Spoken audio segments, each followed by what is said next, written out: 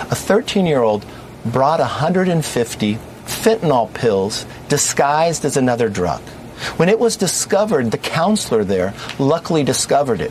When he picked the pills out, he OD'd.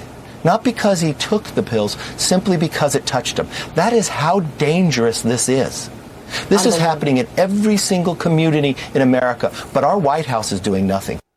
What a story. That was House Minority Leader Kevin McCarthy last week on this program with me with that terrible story of fentanyl and the impact that the drug trafficking at the open border is having on young people across the country. So far this year, this fiscal year, over 10,000 pounds of fentanyl has been seized at the southern border, with untold more slipping through into communities across this country. I am back with Texas Congressman Ronny Jackson. And Congressman, this is your state where they are coming from the Rio Grande. We just finished a conversation about Joe Biden's mental capacity and the impact to national security. That is a national security issue. This equally a national security issue. How would you assess things there in Texas right now?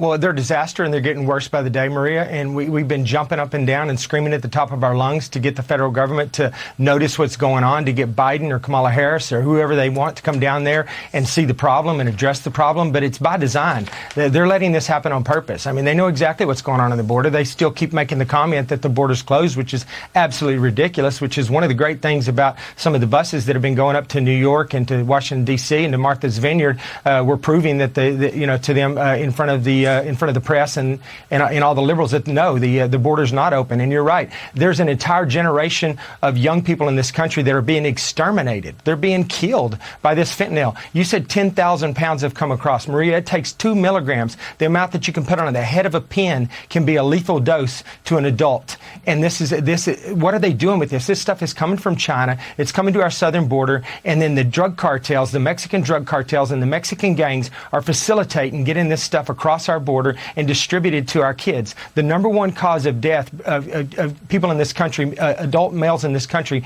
between the ages of 18 and 45 is overdose from drugs, from fentanyl predominantly. Yeah, and we're doing nothing about it. It's a huge public health crisis, and the Biden administration is completely ignoring it. I've been saying forever, where's Anthony Fauci, for crying out loud? Yeah. He's supposed to be the chief medical advisor. When I was President Trump's chief medical advisor, I was down on the border multiple times because of a potential outbreak of mumps. Look at what we got going on down there. This guy's nowhere to be found. It's just complete irresponsibility. Well, it's unbelievable that now, we're hearing from all of these mayors and leaders in the deep blue cities.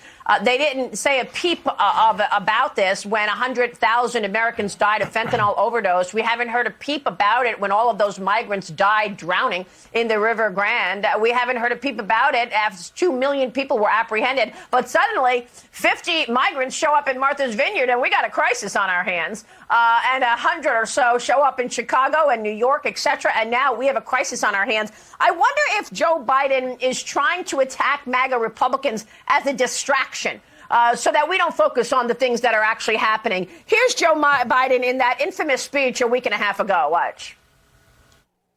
Donald Trump and the MAGA Republicans represent an extremism that threatens the very foundations of our republic. MAGA Republicans have made their choice. They embrace anger. They thrive on chaos. And then, of course, there's Congressman Tim Ryan, who is running against J.D. Vance in Ohio. The Democrats got right on board with that speech. Here's Ryan. Watch.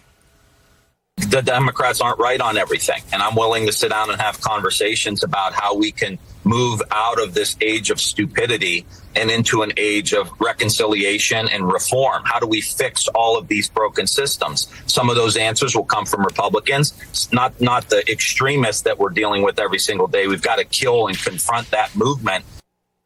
So Tim Ryan wants to kill and confront MAGA Republicans. Your thoughts?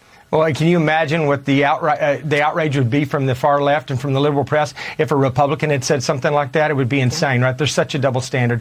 But you're right. This is a total distraction. They're trying their best to make this November election about Donald J. Trump and about MAGA and his movement, which, it was one of the greatest things that ever happened to the country, in my opinion. And I hope it comes back. I hope that we can reestablish it because it was good for the country, for all of us, not just for some of us. But that's the way they work. Ever since the Biden administration, during the 8 years of the Biden administration, every single thing that happened was about identity politics, black versus white, straight versus gay, rich versus poor, man versus woman. They're dividers. They're splitters. That's how they maintain their power. So now they're trying to divide the country based on this. They're trying to paint anybody that doesn't agree with them as a racist, as a white supremacist, because they know, Maria, that they can come after you and they can take a lot of your personal freedoms away from you, and they can do things that are unconstitutional and get away with it if they're painting and telling the American people that it's because you're a racist and a white supremacist. And it's just unbelievable that they're getting away with this, and we have to stop this. This is the most dangerous thing happening in our country right now,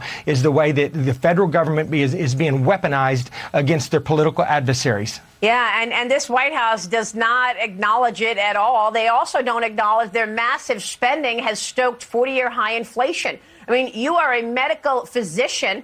You see it in medical costs. But when you look at the essentials, whether it's food, fuel, rent, shelter, medical expenses, things have gotten out of control, and we've got some dire predictions about the economy in 2023. I should also point out that when Federal Reserve Chairman Jay Powell was readying to throw all this stimulus at the economy, he was also looking at his term being expired. He was up for a reappointment, and I guess maybe politics got involved there as well, because I remember at the end of 2020, Steven Mnuchin, then Treasury Secretary, canceled all those programs. He knew we had passed the emergency of COVID, and yet the next year, the Federal Reserve was buying $120 billion of securities every month, all the way until they started raising interest rates.